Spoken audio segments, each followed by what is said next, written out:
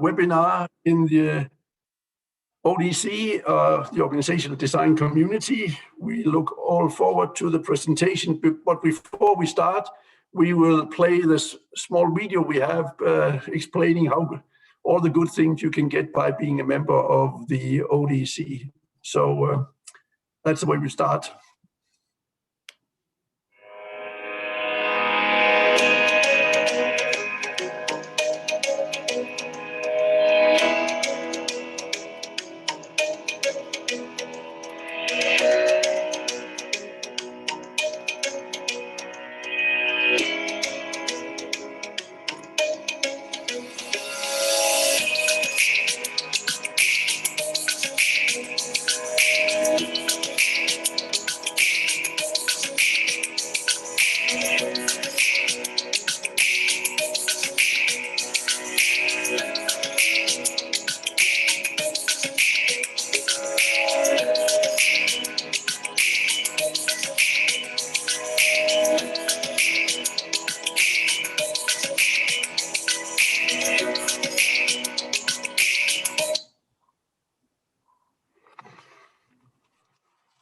Yes, welcome again. And today we're going to listen to a presentation on agent-based models for organization design.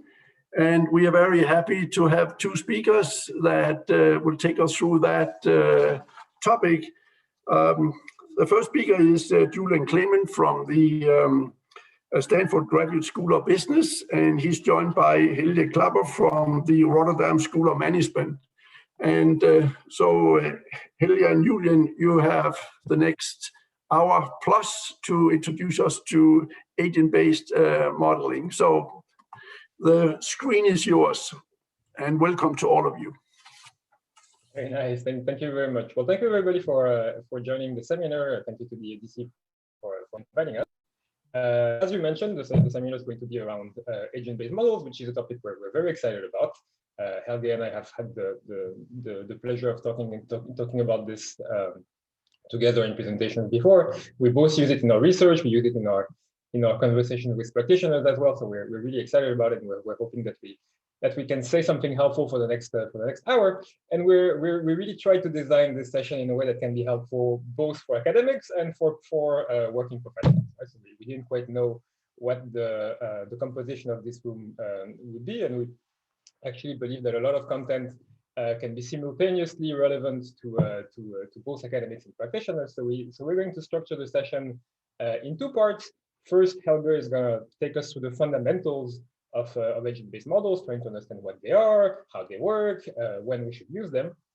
And then I'll give you an example of an application specifically to the problem of organizational change, which is a very important problem in organizations, having to do with how to rally people inside an organization around a change initiative. So we really hope that by the end of this session, you all have useful takeaways. If you're an academic, we're hoping that you learn about agent-based models as a tool that can help you build theory in a more rigorous way, for instance. And if you're a practitioner, we're hoping that you leave this off with ideas about how to use agent-based models in your organization, maybe to understand a little bit more how the organization works, what can be successful in it, and also what to do about the things that perhaps can be improved. So that's quite a few things on the agenda, and I'll throw it to Helge, who will take us through the fundamentals of modeling. Hi, and welcome also from my side. First of all, thanks to the ODC for letting us do this, and thanks Julien for doing it together with me. Julien and I have been not only working on agent-based models for some time, we already taught a course together for PhD students on agent-based models. Julien also has a course at Stanford, it's ORG 2.0, and one part is applying models that might be also useful for practice, and the example we're going to use is based on that. So the idea is here that whether you're a researcher trying to use that as a method, whether you're a researcher trying to use that for teaching, whether you're a practitioner and thinking about using application, I hope we can give you some food for thought, how that might work. So the way we're also gonna work is that since Julien and I are co-hosting this, if you have any questions, feel free to use the chat. We'll try to respond, or raise your hand. We'll try to interact as much as possible. We'll have certain points in time where we specifically ask you things, and if you want to, you can then chat with us or not. And we'll see how it goes. If things go well, we should have enough time at the end for open questions, for all kinds of questions, whether you're interested in the research and the practice, and hopefully all of your questions will be answered. So let's get right started. What are agent-based models, and why would you actually want to use them? Let's start with a quote. Those of you who have been using models or are familiar with models probably are very familiar with this quote. All models are wrong, but some are useful. It's a quote by George Box, a physicist.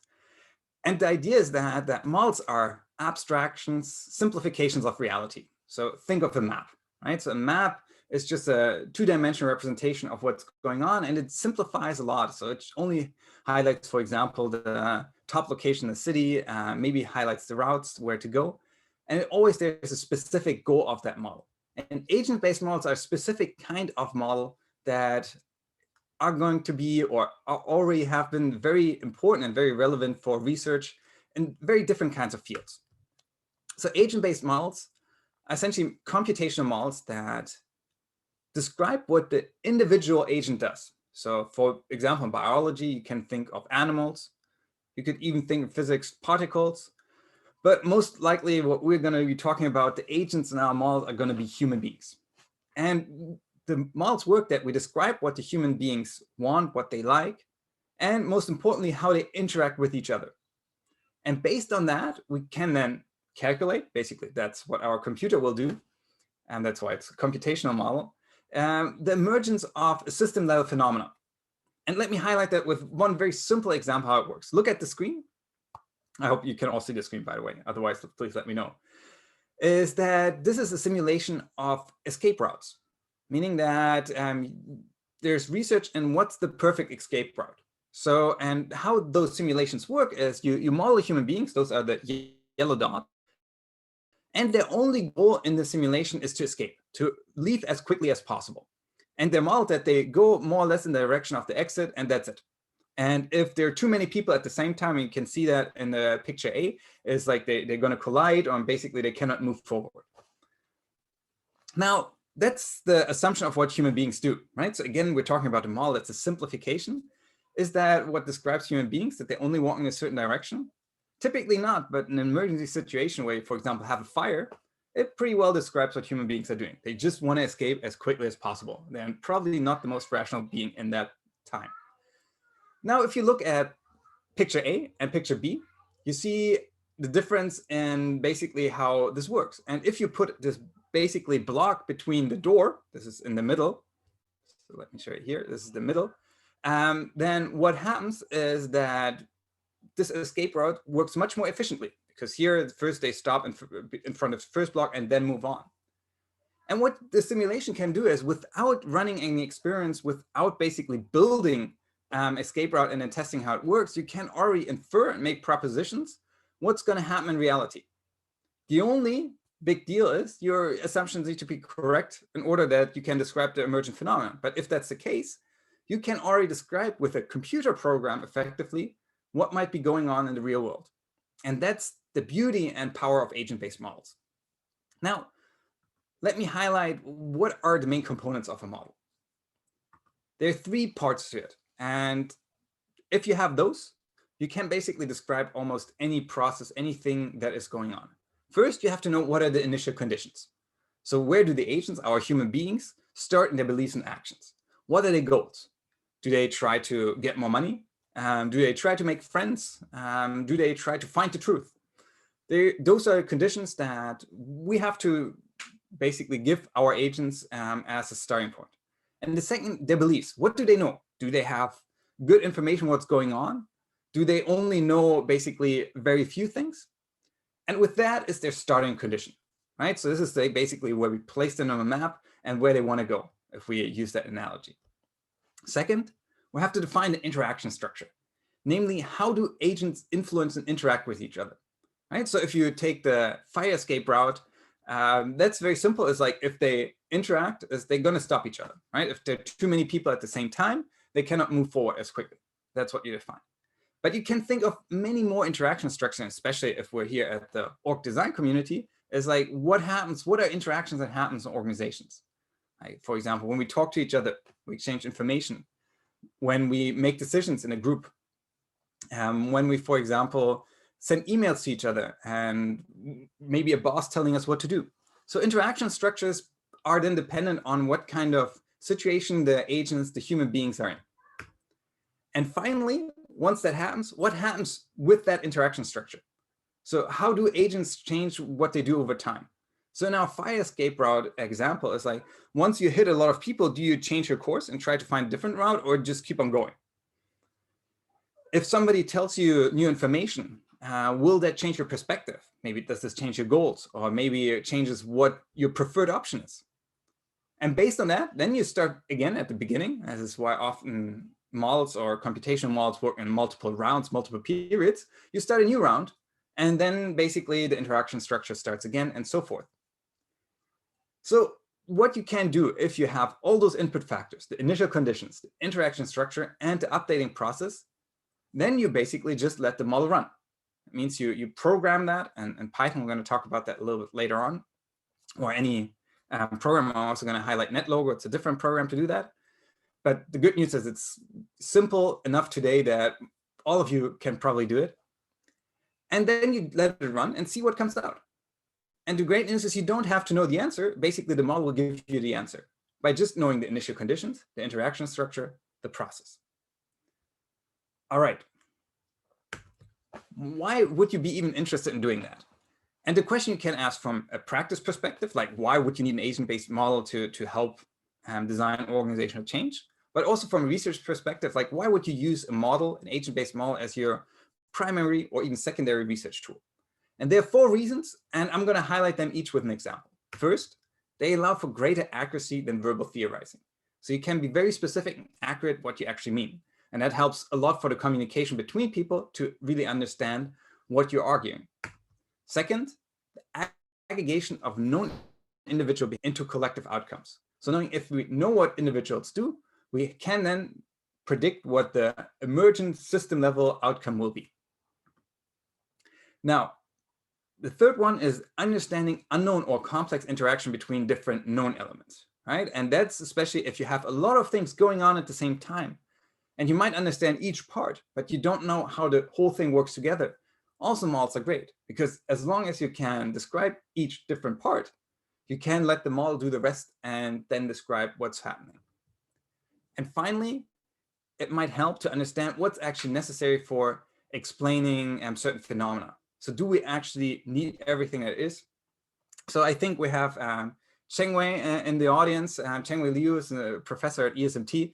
He's one of the best for doing that. He can tell you like what's really necessary for showing what's going on. And often it's much less than what we expected. So let me highlight all those reasons with certain models and how they have become useful. So first, greater accuracy than verbal theorizing. So there is what's called the garbage can model. It's a paper that was written in 1972, which is amazing for all kinds of reasons. I'm going to show you in a second why. But that paper, it has an agent-based model that describes how organizations actually make decisions. And not any kind of organizations, but what they call organized anarchy. So where actually the organization is not a rational entity, but rather you have fluid participation. Sometimes members participate, sometimes not. You have solutions, you have problems flying around, and you make decisions if they match.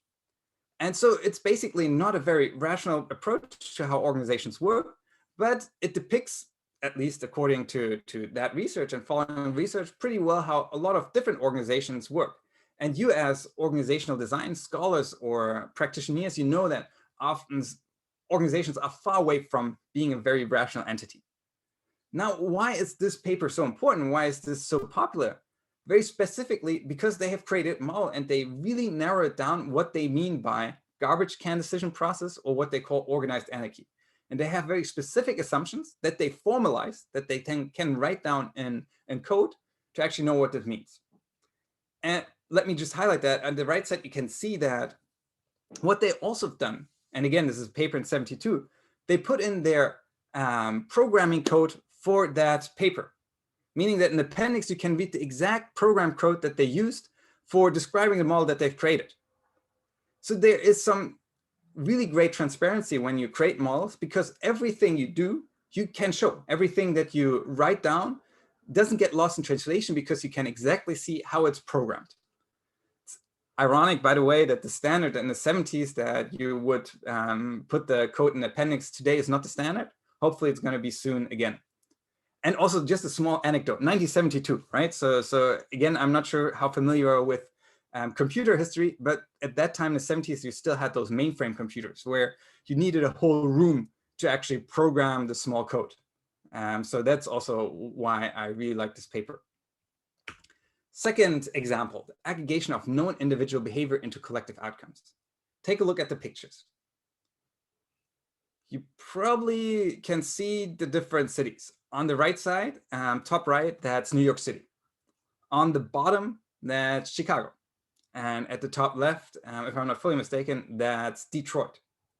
They're different cities in the US, and you can probably already guess from the colors, those are the different ethnic groups that live in that city. So there are different colors and different maps. I'm sorry, but it's basically, if we basically have a majority white neighborhood, if it's Black, Hispanic, Asian, and sometimes you have even other groups. And if you look at that picture, I think the inference you can make, or you would make, or at least I made when I looked at the picture, is really straightforward. Okay, there seems to be a lot of segregation going on, even still today. So those pictures are from the last 10 years. So what you can see is that those neighborhoods are heavily segregated, right? So you have in certain neighborhoods where they're almost only predominantly white population, and others where only predominantly Black or Asian or Hispanic. Now the question is, why is that? And you can already think of like what would be possible reasons. And there are probably a couple of them. You can think of path dependency, you can cost of living, and so forth. But probably the simplest example that we could have for that, for why our neighborhoods so segregated, is because there's probably a desire by individuals to live with people from your same ethnic group, right? So this is what you could call homophily from sociology research, meaning that you have a desire to live with people that are from your own group.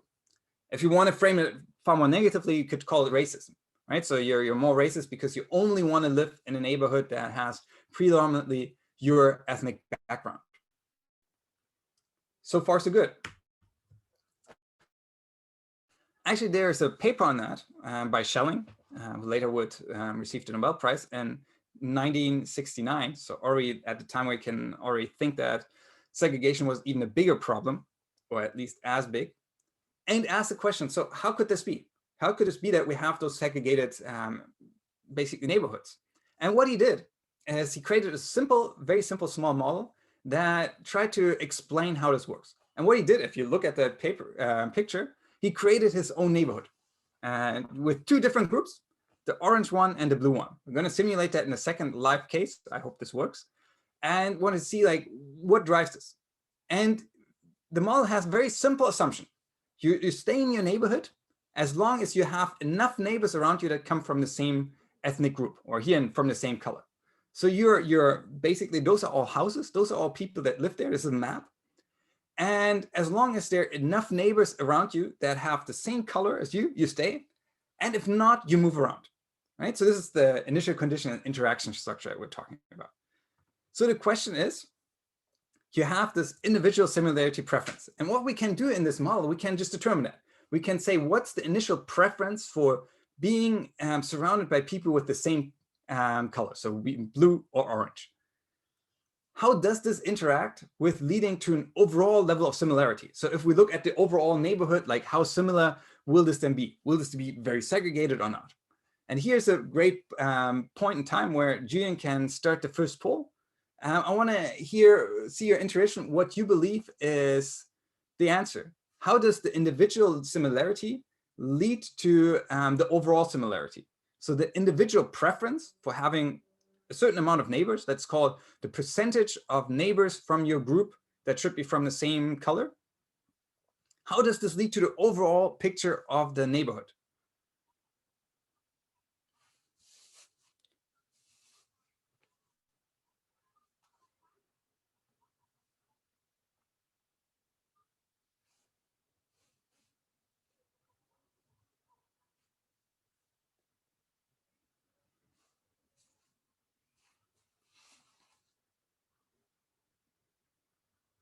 By the way, Julien, you're going to stop me if I say anything incorrect or if there are any questions, right?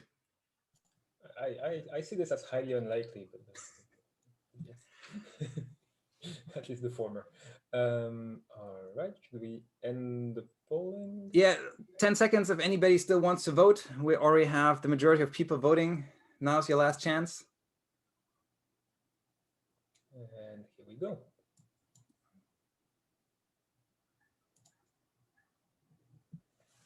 All right. So if you look at the results, is that there is a clear majority says overall similarity is higher than individual similarity. We're going to test that in a second. But one thing I want to highlight, and this is why I like this example, first of all, you're already on a very good track, by the way, is that if you don't use the model, if you don't use the explanation and using that, the intuition would be very much that similarity at the individual level should be roundabout the same as the overall similarity. At least that's the normal intuitive thing, right? So if people at the individual level like to be with neighbors that are the same, then probably we see that at the top level. If individuals don't have a strong preference, we also should see that at the top level. But you already have a great intuition that there's probably